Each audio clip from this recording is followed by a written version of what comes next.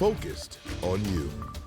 As we go on the air at noon, we're tracking more rain and some snow on the way. Here's a live look at conditions right now in downtown St. Louis. This is the calm before the storm that's expected to hit tomorrow.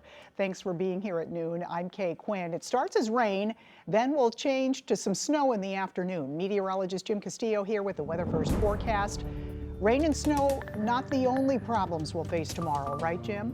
Right, you get that wind and then the Arctic air comes in with it. So even though it's limited snow, this time it sticks, and icy problems could become a situation as we get into the afternoon and evening. So we'll watch that change over to snow and that really cold air coming in. But boy, you wouldn't notice it now. We have some clouds and some sunshine mixing in, and it's 44 degrees in St. Louis, looking for a high in the mid to upper 40s.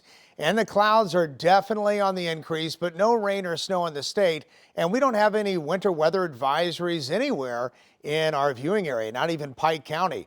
But we're watching that energy to the west, and then look at that cold air up in Canada. That Arctic air is headed due south and east and right for us, and this time it's going to stick around. So let's show you the futurecast. Here's 10 o'clock tonight, a chance of rain in here. Now watch what happens during the overnight and into about 1 o'clock in the morning. See the reds and oranges? Might actually have some thunderstorm activity. Not expecting severe weather, but some downpours, some lightning and thunder for some.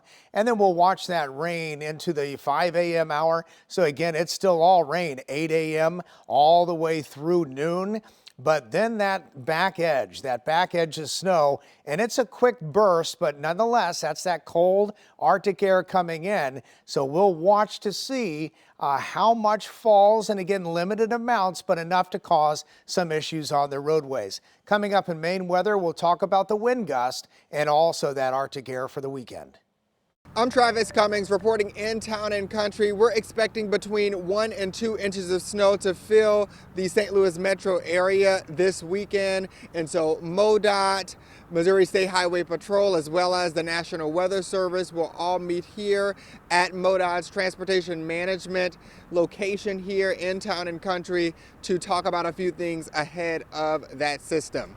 MoDOT crews are keeping a close eye on the forecast, and staff will be deployed accordingly to treat state-maintained roads and highways. Officials have said snowplow drivers will work 12-hour shifts until all main roads are cleared. In the meantime, MoDOT is asking you to take it slow, wear those seat belts, and put down those phones. Now, in the Metro East, IDOT is also putting in work and reminding you to be safe. They are asking drivers to not crowd the plow as trucks work to keep you and the roadways clear out there. They urge you to slow down, provide plenty of room, and do not attempt to pass those trucks. Crews from Rockford and the Quad Cities will come down to our area to help with clearing roads Friday into Saturday. We're expecting rain to shift to snow tomorrow afternoon into the evening hours. We're expecting the higher accumulation of snow north of St. Louis. Reporting in Town and Country, Travis Cummings, 5 on your side. And remember, you can always watch our local news and weather anytime on the 5+ streaming app. Download it for free on your Roku, Fire TV, or Apple TV. Just search KSDK in your app store. Developing in Lincoln County, police investigating an overnight shooting that left a woman dead in Troy. Officers responded to a home on Melody Lane and found the woman had been shot in the head. As of right now, there are no suspects or a motive. The woman's name has not been released. A shooting near the St. Louis University campus leaves a man injured. Police responded to the scene on Grand near Forest Park Parkway overnight. They found a man had been shot in the leg. He is expected to survive. New information today about a homicide case in North St. Louis County. Police identified the body found inside a burned-out house on Barron Drive as Freddie Tribbett. Firefighters found him inside the house yesterday after putting the fire out. The homicide investigation is underway. Police expected to file charges against a student seen in a cell phone video fighting with a teacher at Normandy High School. We want to warn you, some viewers may find this footage disturbing or difficult to watch. The shocking video shows a fight that happened yesterday outside of a classroom.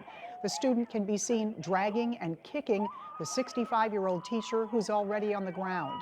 The teacher's partner says the fight happened after the student left class, then returned to get a bag. Well, where were the police? Where were the parapros?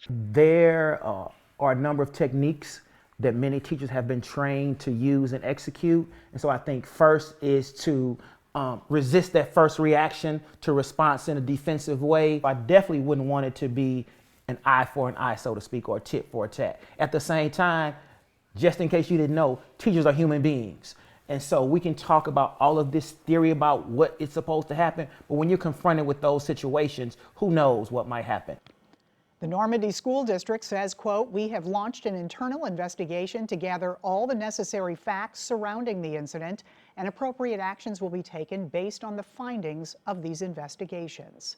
The Clayton School District's recent plan to purchase a 9-acre property is causing some controversy. Its plan is to acquire the Caleres headquarters, which is right next door to Clayton High School. But residents and even former mayors are worried the deal will cost the city money.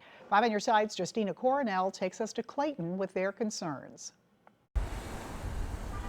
There's a rift in a recent purchase of the 9-acre Caleres headquarters in Clayton. This is after Clayton School District announced it wanted to acquire the multi-million-dollar space. Immediately I went to, well, wait a minute, you're taking property off the tax rolls. Brian Kinman worries of what's to come. The taxes in the future would absolutely have to go up. Kinman is president of the Clayton Condo Building Association, and he sent a letter voicing his concerns about the possible loss of revenue. And the school district sent its own letter Tuesday, apologizing for not communicating better. The district denied reports of using the land for things like softball